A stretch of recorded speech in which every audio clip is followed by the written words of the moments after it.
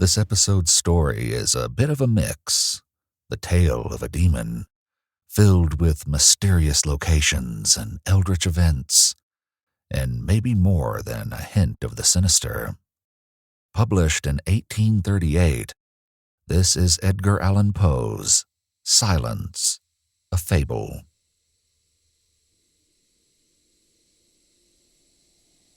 "Listen to me," said the demon as he placed his hand upon my head.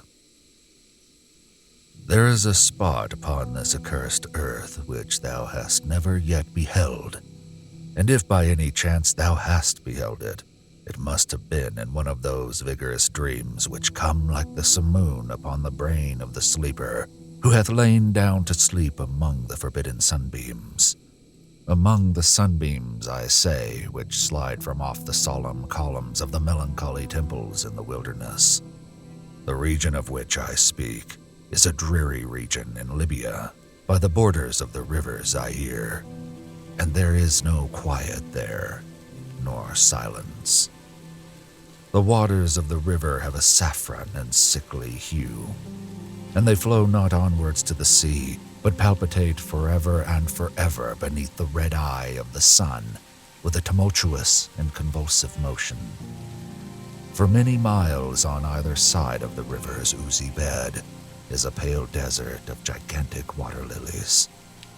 They sigh one unto the other in that solitude, and stretch towards the heaven their long ghastly necks, and nod to and fro their everlasting heads. And there is an indistinct murmur which cometh out from among them, like the rushing of subterrene water, and they sigh one unto the other. But there is a boundary to their realm, the boundary of the dark, horrible, lofty forest. There, like the waves about the Hebrides, the low underwood is agitated continually. But there is no wind throughout the heaven, and the tall primeval trees rock eternally hither and thither with a crashing and mighty sound. And from their high summits, one by one, drop everlasting dews. And at the roots, strange poisonous flowers lie writhing in perturbed slumber. And overhead, with a rustling and loud noise, the gray clouds rush westwardly forever, until they roll a cataract over the fiery wall of the horizon. But there is no wind throughout the heaven, and by the shores of the river Zaire there is neither quiet nor silence. It was night, and the rain fell, and falling it was rain, but having fallen, it was blood. And I stood there in the morass among the tall lilies, and the rain fell upon my head, and the lilies sighed one unto the other in the solemnity of their desolation.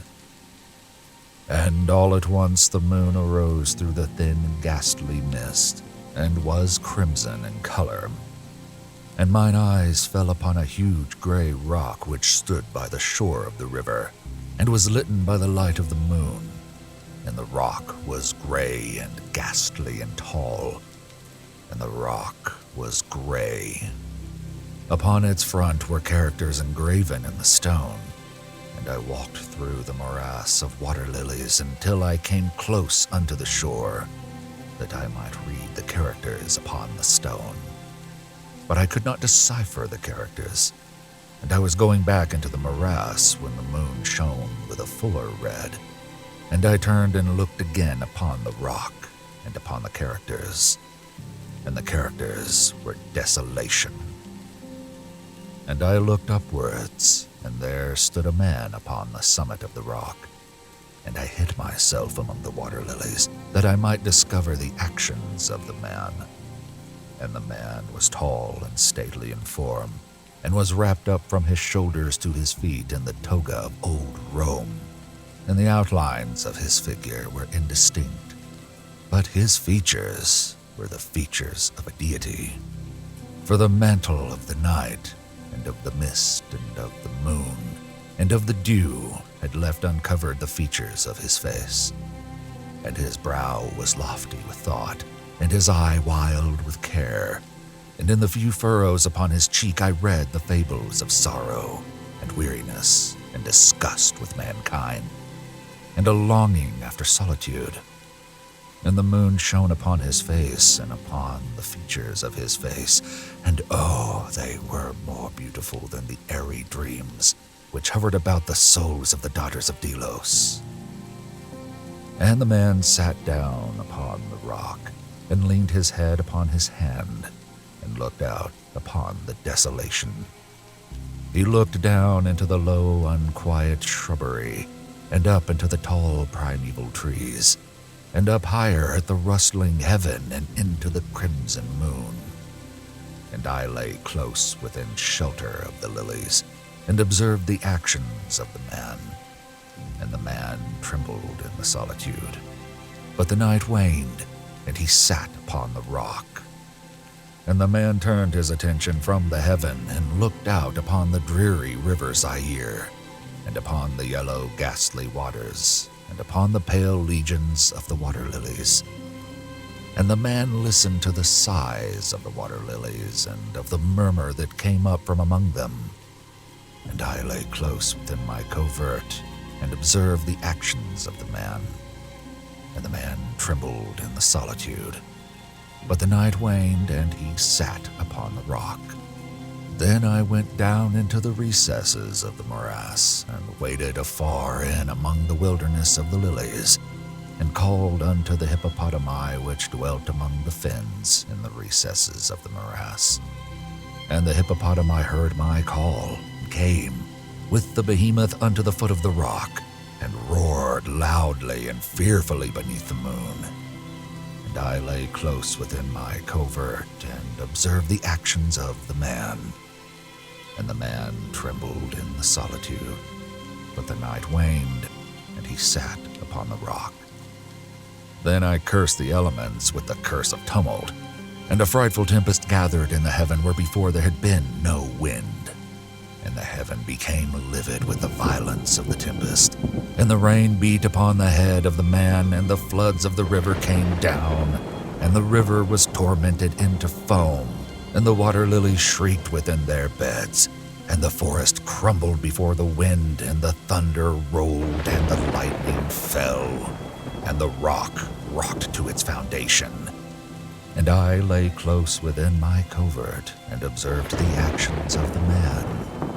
And the man trembled in the solitude.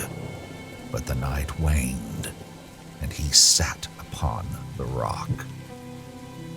Then I grew angry and cursed with the curse of silence, the river and the lilies and the wind and the forest and the heaven and the thunder and the sighs of the water lilies. And they became accursed and were still. And the moon ceased to totter in its pathway up the heaven, and the thunder died away, and the lightning did not flash, and the clouds hung motionless, and the waters sunk to their level and remained, and the trees ceased to rock, and the water lilies sighed no more, and the murmur was heard no longer from among them, nor any shadow of sound throughout the vast illimitable desert. And I looked upon the character of the rock, and they were changed, and the characters were silence. And mine eyes fell upon the countenance of the man, and his countenance was weighing with terror. And hurriedly he raised his head from his hand, and stood forth upon the rock, and listened. But there was no voice throughout the vast illimitable desert, and the characters upon the rock were silence. And the man shuddered, and turned his face away, and fled afar off, and I beheld him no more. Now, there are fine tales in the volumes of the Magi, in the iron-bound, melancholy volumes of the Magi. Therein, I say, are glorious histories of the heaven, and of the earth, and of the mighty sea, and of the genii that overruled the sea, and the earth, and the lofty heaven. There was much lore, too, in the sayings which were said by the Sibyls, and holy, holy things were heard of old by the dim leaves that trembled around Adonai. But as Allah liveth, That fable which the demon told me as he sat by the side in the shadow of the tomb, I hold to be the most wonderful of all. And as the demon made an end of his story, he fell back within the cavity of the tomb and laughed. And I could not laugh with the demon, and he cursed me because I could not laugh. And the lynx which dwelleth forever in the tomb came out therefrom, and lay down at the feet of the demon, and looked at him steadily in the face.